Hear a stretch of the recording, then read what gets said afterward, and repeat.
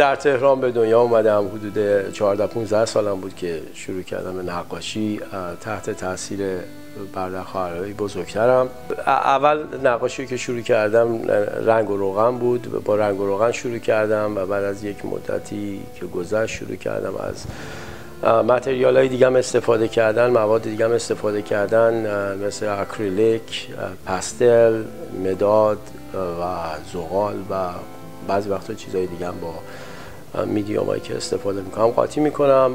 موقعی که 14-15 سالم بود، خب اولین کسی که تاثیر گذاشت رو من سالوادور دالی بود، ولی بعداً کم کم پیکاسو، میرو، کلی، هندرت واسر کسایی بودن که اولین تاثیرهای من بودن و بعد از اون یه مقدار کارهای جکسون پالاک، کیت هرینگ یا باسکیات، اینا کسایی بودن که روی کارهای من یه مقدار تاثیر گذاشتن.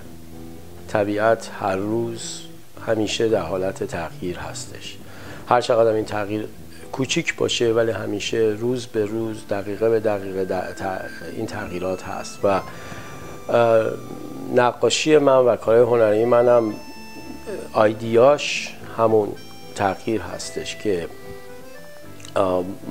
دوست دارم کلاً همیشه توی کارام آزمایش کنم، چیزهای جدید رو پیدا کنم.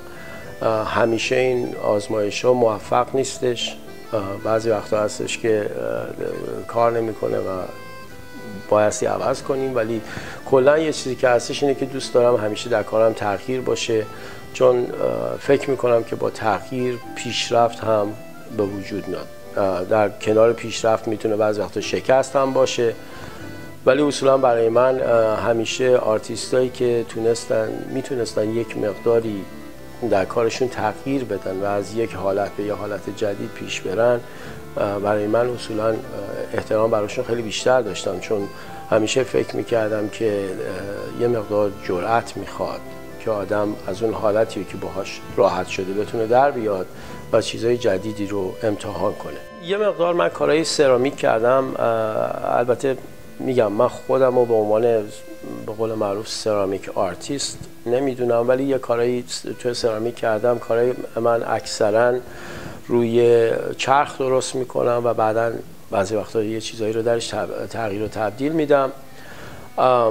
در عین حال یه مقدارم من روی شیشه کار کردم که البته چیزایی که هستش شیشه های پیش ساخته هستش که من روشون معمولاً با اکریلیک نقاشی میکنم. اونام یه مقدار از موتیوا و کاراکترهایی رو که توی نقاشی های دیگه هم استفاده میکنم توی این کارهای شیشه هم هستش. من یه مقدار شروع کردم از خطاطی ایرانی توی نقاشیم استفاده کردن. کلاً تعلیم خطاطی هیچ وقت ندیدم، خودم هم خطاط نمیدونم. خیلی از استادان هستن که اونجا میتونن واقعا قشنگ یه چیزی رو بیان کنن، ولی برای من از خطاطی در نقاشی استفاده کردن برای اینکه یک مطلبی رو بنویسم یا یک شعر یکی از بزرگای ادبیاتمون، مولانا، سعدی، هر کس دیگه‌ای باشه بخوام بنویسم نیستش. برای من استفاده از خطاطی اینه که یک المانی از جامعه ایرانی خودمون رو بتونم توی یه نقاشی که ممکنه خیلی هم غربی باشه استفاده کنم. من سعی میکنم همیشه یک چیزایی رو که نشون دهنده جامعه ما هستش یا کالچر ما هستش توی نقاشیام استفاده کنم.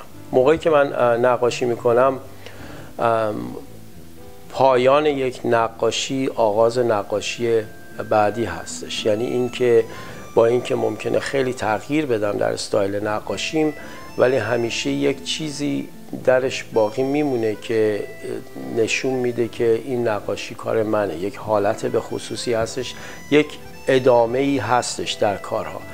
ممکنه که من الان یه سری کارهایی رو دارم میکنم که کالای کوچیک‌تر هستش، روی قابای چوبی هستش. حتی اگر نقاشی اولی که تو اون متد کردم که یه چیز حدود 1 سال خورده 2 سال پیش بود شروع کردم، با اون کاری رو که رو همون سیستم میکنم، رو همون قابا، الان خیلی فرق کرده، ولی هنوز این یک رابطه‌ای بین این کارها هستش.